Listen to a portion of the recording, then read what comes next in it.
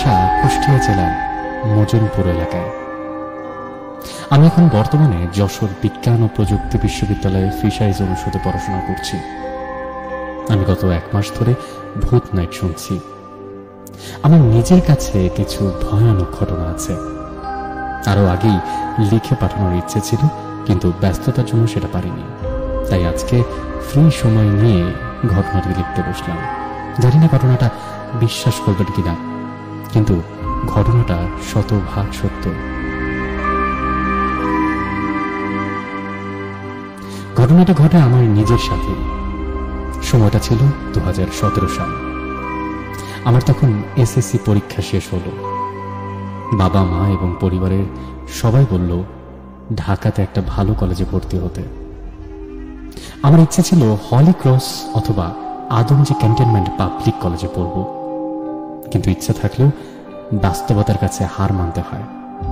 তখন দুটার কোথাও চান্স পেলাম না। অবশেষে বীরশ্রেষ্ঠ নূর মোহাম্মদ পাবলিক কলেজে ভর্তি হলাম।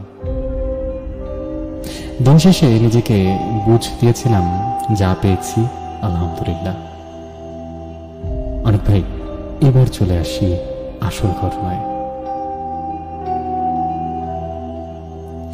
আমি তখন কলেজের আশেপাশে থাকার জন্য কোনো হোস্টেল খুঁজে পাচ্ছিলাম না, তাই অনেকটা বাধ্য হয়ে কিছুদিনের জন্য শাহবাগে আমার এক মামার বাসায় উঠি। মামা কিছুদিন হয়েছিল নতুন বাসায় উঠেছেন, তাই নতুন বাসায় উঠে তাদের বিরক্ত তখন আমি করতে চাইনি, কিন্তু কোনো উপায়ও আমার তখন ছিল না। আপাতত কোথাও 3 থেকে 4 দিনের জন্য থাকার একটা ব্যবস্থা করতে হতো। ভাইয়া, বলে রাখা ভালো, মামার বাসায় মামা মামি ছাড়াও আরো একজন মহিলা থাকতো। প্রথমে তাকে চিনতে না পারলেও পরে জানতে পারি উনি হচ্ছেন মামার সম্পর্কে এক খালা হন। উনি ঢাকায় ডাক্তার দেখাতে এসেছিলেন এবং এখানেই থাকবেন মামা মামির সাথে। ঘটনাচক্রে 2 রুমের একটাতে মামা মামি এবং আর একটা রুমে মামার খালারা থাকতেন। আমি আসার পর ওই রুমে আমি এবং মামার খালা 2 জন থাকা শুরু করি। ভাইয়া, প্রথম 2 দিন তেমন কোনো সমস্যা হয়নি বা অদ্ভুত কিছু আমার সাথে ঘটেনি, কিন্তু তারপর আমার সাথে ঘটল এক অদ্ভুত ঘটনা। ওদিন রাতে সবাই একসাথে ডিনার শেষ করলাম, তারপরে মামা মামির সাথে গল্প আড্ডায় মেতে উঠি। রাত তখন প্রায় 11টার কাছাকাছি।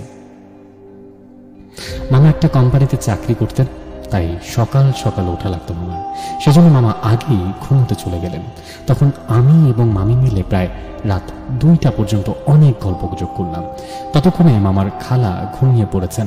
যাই হোক, মামিকে বিদায় জানিয়ে চলে গেলাম রুমে গিয়ে দেখি মামা খালা গভীর ঘুমে, আমি নিজেও ঘুমানোর প্রস্তুতি নিচ্ছিলাম। তখন হঠাৎ আমার পানির পিপাসা পেল, তাই চলে গেলাম ডাইনিং রুমে। সেখানে টেবিলের উপরে পানি রাখা ছিল। পানি পান করার শেষে যখনই আমি রুমে আসতে যাব, তখনই দেখলাম একটা কালো বিড়াল ওয়াশরুমের দরজার সামনে দাঁড়িয়ে আছে। তখন আমি অনেকটাই অবাক হলাম, কারণ গত 2 দিন ধরে এই ঘরে আমি কোনো বিড়াল দেখতে পাইনি। তাহলে এখন বিড়ালটা আসলো কোথা থেকে?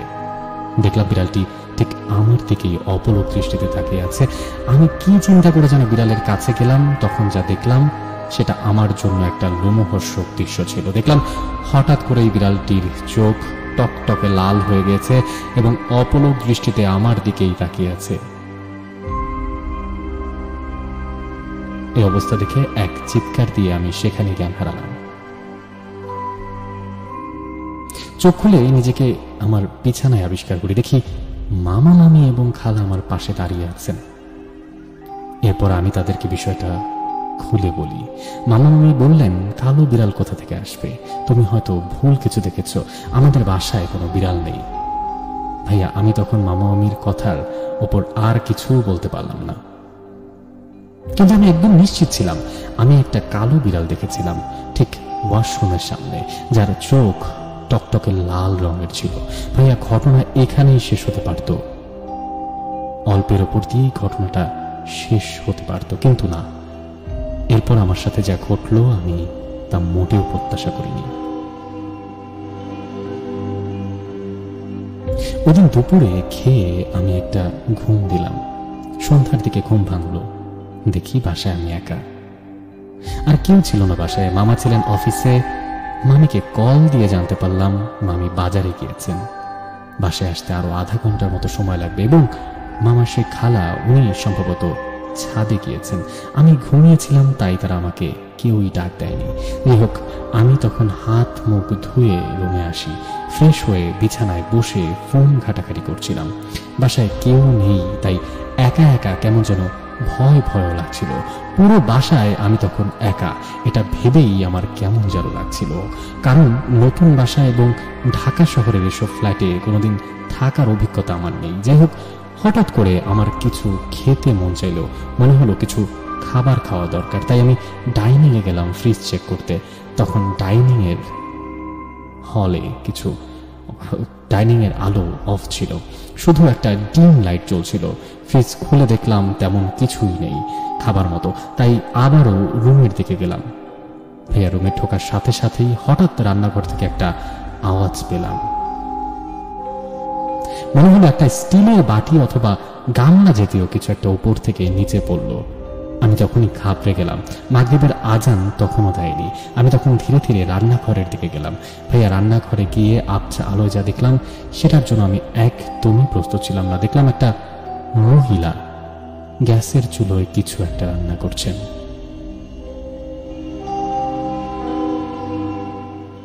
মহিলার চুলগুলো ছিল অগোছালো এবং চুলের জন্য তার চেহারা ঠিক মতো দেখা যাচ্ছিল না।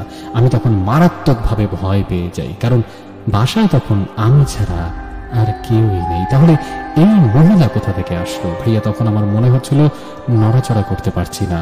এমন সময় হঠাৎ মহিলাটি ফুপিয়ে ফুপিয়ে কান্না শুরু করলো। কান্নার আওয়াজটা শুনে মনে হচ্ছিল উনি অনেক শোকাহত এবং দুঃখে কষ্টে জর্জরিত। আমি তখন সাহস করে তাকে জিজ্ঞেস করলাম, কে আপনি? এভাবে কান্না করছেন কেন? অনেক ভাইয়া, তখন আমি যা দেখলাম সেটা দেখার জন্য একদমই প্রস্তুত ছিলাম না। মহিলাটা যখন আমার দিকে ঘুরে তাকালো তখন মনে হলো আজ আমি শেষ। দেখলাম তার চোখ দুটো লাল হয়ে আছে এবং মুখের এক পাশ রক্তাক্ত অবস্থা। এমন বিভৎস চেহারা দেখে মনে হলো নিজের মৃত্যুর সাথে সাক্ষাৎ করে ফেলেছি। আজ আমি শেষ। ভাইয়া, তখন আমি সেখানেই লুটিয়ে পড়ি। আর কিছুই আমার আর মনে নেই। কিছুক্ষণ পর নিজেকে নিজের বিছানায় আবিষ্কার করলাম। দেখলাম মামি এবং তার খালা আমার পাশে দাঁড়িয়ে আছেন। তখন প্রচন্ড জ্বরে আমি পড়ে যাচ্ছি। ঘটনা খুলে বলার মতো অবস্থাতেও আমি তখন ছিলাম না। রাত তখন কয়টা হবে? 9টার মতো। মামা বাসায় আসার পর আমি কিছুটা সুস্থ হই। তারপর পুরো ঘটনা সবাইকে খুলে বলি। এবার ঘটনা শুনে মামা মামি ভয় পেয়ে যান। কিছুদিন হলো নতুন বাসায় উঠেছেন তারা। এসব কি হচ্ছে এই ফ্ল্যাটে? মামা বললেন, অন্য কারোর সাথে কিছু হচ্ছে না, কেন সিনথিয়ার সাথে এমন ভয়ানক ঘটনা ঘটছে। মামা তখন কিছুটা আন্দাজ করতে পারলেন যে নিশ্চয়ই কোনো ঝামেলা আছে এই ফ্ল্যাটে। মামা তৎক্ষণাৎ বাড়িওয়ালার সাথে যোগাযোগ করার চেষ্টা করলেন, কিন্তু বাড়িওয়ালা ঢাকার বাইরে থাকায় মামার ফোন ধরলেন না। ভাইয়া, পরদিন ছিল শুক্রবার। সেদিন সকালে বাসায় একজন ইমাম সাহেবকে আনা হয়। তাকে সব ঘটনা খুলে বলেন সবাই। এই ফ্ল্যাটে আমাদের ওঠা উচিত হয়নি, তেমনটাই বললেন ইমাম সাহেব। আমি এখনো কোনো অশুভ শক্তির উপস্থিতি টের পাচ্ছি। হুজুর এই ব্যাপারে বিস্তারিত কিছু বলতে পারলেন না, শুধু আমাকে একটা তাবিজ এবং পানি পড়া দিয়ে চলে গেলেন। হুজুর শুধু পরামর্শ দিলেন যত তাড়াতাড়ি সম্ভব এই ফ্ল্যাট ছেড়ে দিতে।